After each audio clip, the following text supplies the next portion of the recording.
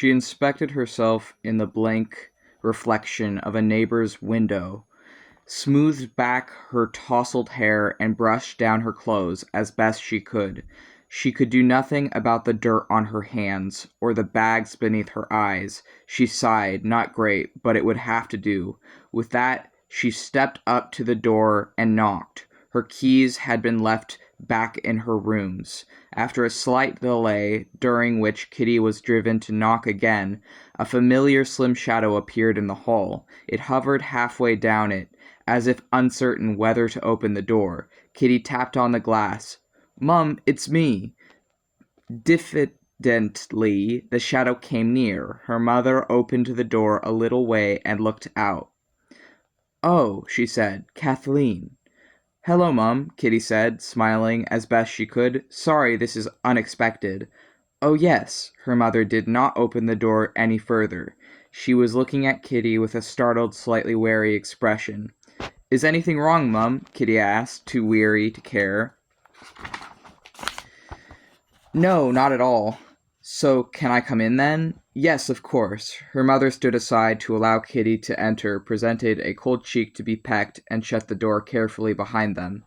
"Where's Dad? In the kitchen? I know it's late, but I'm starving." "I think perhaps the living room would be best, dear." "Okay." Kitty stepped down the hall and into the small lounge. Everything was much as she remembered. The frayed carpet, denuded of color, the little mirror over the mantelpiece, the elderly sofa and chair that her father had inherited from his father, complete with lacy anti-massacres, the headrests, on the headrests. On the little coffee table was a steaming teapot and 3 cups. On the sofa sat her father. In the chair opposite sat a young man.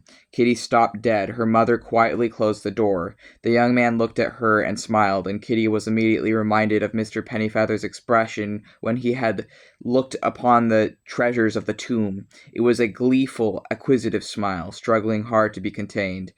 "Hello, Kitty," said the young man. Kitty said nothing. She knew what he was quite well. "Kathleen," her father's voice was barely perceptible. "This is Mr. Mandrake, from the Department of Internal Affairs, I believe." "That's right," Mr. Mandrake said, smiling. Her father hesitated. "He wants to ask you some questions." A sudden wail came from her mother's mouth. "Oh, Kathleen," she cried, "what have you been doing?" Still, Kitty did not reply. She had a single throwing disc in her jacket, but was otherwise defenseless. Her eyes flicked across the drawn curtains over the window. It was a sash opener. She could climb out that way if her father had oiled the latch, or smash it at a pinch. The coffee table would go through it, or there was the hall, with a choice of exits, but her mother was standing in front of the door. The young man gestured at the sofa. "Would you like to sit down, Miss Jones?" he said politely. "We can discuss things in an agreeable manner if you wish." The edges of his mouth twitched. "Or are you going to leap from the window at a single bound?"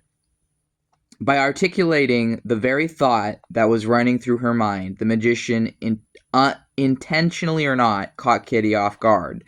Now was not the time. She flushed, pursed her lips, and sat on the sofa, where she regarded the magician as calmly as she could. So this was the Mandrake whose servants had pursued the resistance for so many months. She would have known his profession a mile off. His clothes were the giveaway: a long black coat, a ridiculously tight black suit, shiny patent leather shoes, and outsized red handkerchief rose up from his breast pocket like a leaf of coral. His hair grew long about his face, which was thin and pale. Kitty realized for the first time how very young he truly was, still in his teens, certainly no older than she, perhaps considerably younger. As if to offset this, he had steepled his hands in an assertive manner, legs crossed, one foot twitching with the motion of a lap cat's tail, and adopted a smile that would perhaps have been urban had his eagerness not kept showing through. His youth gave Kitty a little confidence. "What do you want, Mr. Mandrake?" she asked in a level voice. The magician reached out, picked up the nearest cup and saucer, and took a sip of tea. With ostentatious care, he placed the ensemble down upon the armrest of his chair and arranged it carefully. Kitty and her parents watched him in silence. "Very nice, Mrs. Jones," he said at last. "A very tolerable beverage. Thank you for your worthy hospitality." This pleasantry elicited only a small sob from Kitty's mother. Kitty did not look at her. Her gaze was fixed on the magician. "What do you want?" she said. This time he replied, "Firstly, tell you that you are, as of this moment, under arrest." "On what charge?" Kitty knew her voice was shaking. "Well, let me see." The steepled fingers tapped together, beating out the list. "Terrorism, belonging to an outlaw group, treachery against Mr. Devereaux, his government, and the Empire, vandalism, wanton damage of property, conspiracy to murder, malicious theft, desecration of a sacred resting place. I could go on, but it would only distress your mother. It is a melancholy situation that two such honest, loyal parents should have been cursed with a daughter like you." "I don't understand," Kitty said levelly. "These are serious charges. What is your evidence?" "You have been witnessed in the company of known criminals, members of the so-called resistance." "Witnessed? What does that mean? Who says so?" "Kathleen, you stupid girl, tell him the truth," her father said. "Shut up, Dad." "These known criminals," the magician went on, "were found this morning lying dead in a vault in Westminster Abbey, which they had previously ransacked. One of them was Mr. Pennyfeather, whom I believe you work for." "I always knew he was a bad lot," Kitty's mother whispered. Kitty took a deep breath. "I regret to hear this, but I can hardly be expected to know everything my employer got up to in his own private time. You'll have to do better than that, Mr. Mandrake." "Then you deny associating out of hours with this Pennyfeather?" "Certainly I do." "What about his fellow traders, two youths, Fred and Stanley by name?" "Many people worked for Mr. Pennyfeather part-time. I knew them, but not well. Is that it, Mr. Mandrake? I don't believe you have any proof at all." "Well, if it comes to that," the magician sat back in his chair and grinned. "One might ask why your clothes are so covered in white stains. It almost looks like grave mold. When seen in a certain light, one might ask why you were not in your employer's shop this morning when it was your duty to open the doors. One might possibly draw attention to documents that I have just been reading in the Public Records Office. They relate to a certain trial, Kathleen Jones versus Julius Tallow. A most interesting case. You have a previous criminal record, Miss Jones. Find a considerable sum for an attack on a magician. And then, not least, there's the witness who saw you fencing stolen goods in the company of the sadly deceased Fred and Stanley. A witness whom you attacked and left for dead."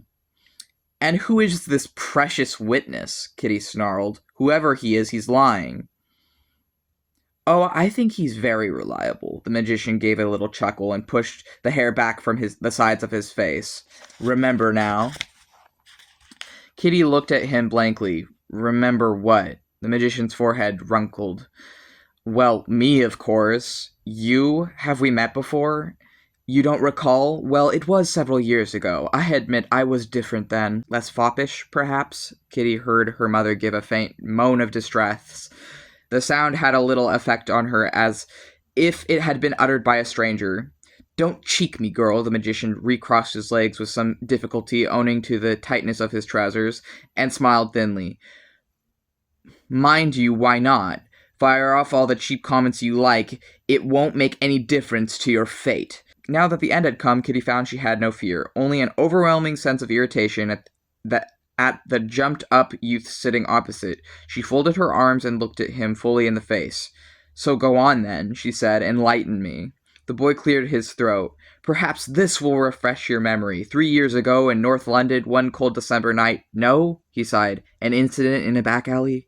Kitty shrugged wearily. "I've had a lot of incidents in alleys. You must have got a forgettable face."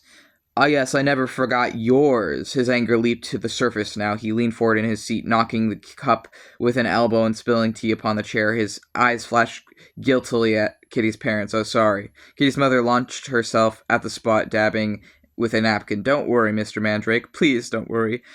You see, Miss Jones," the magician went on, lifting a cup off the chair arm so that Kitty's mother could dab around it more effectively.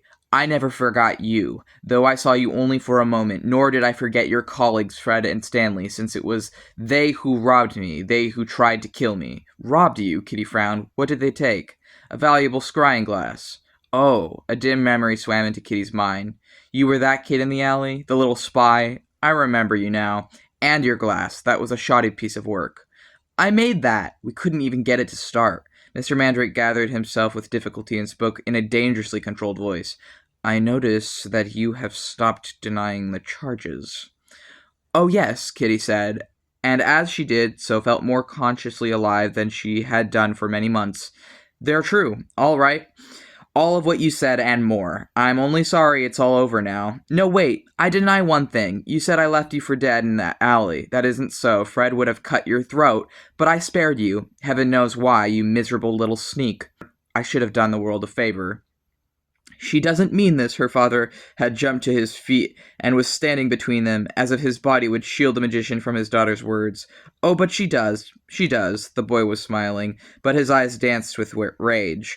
"Go ahead, let her talk." Kitty had barely paused for breath. "I despise you and all the other magicians. You care nothing for people like us. We're just here to provide your food and clean your houses and make your clothes. We slave away in your factories and workshops while you and your demons live in luxury.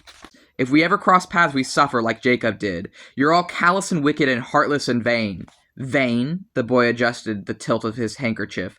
"How wonderfully hysterical. I'm just well turned out. Presentation's important, you know."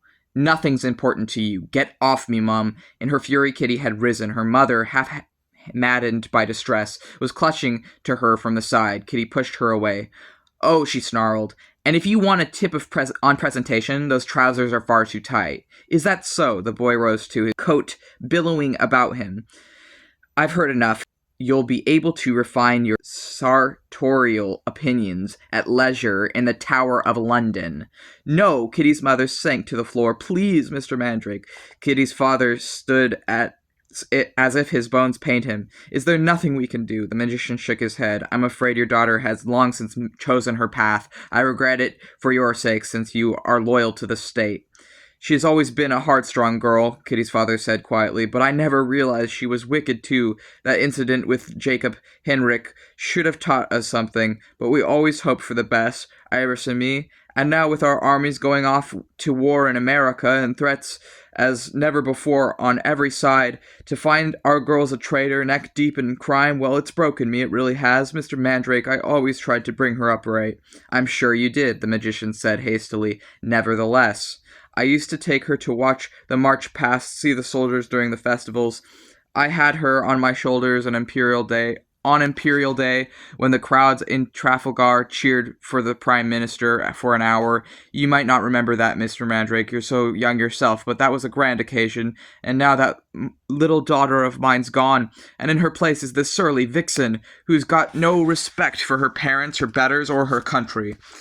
There was a catch in his voice as he finished.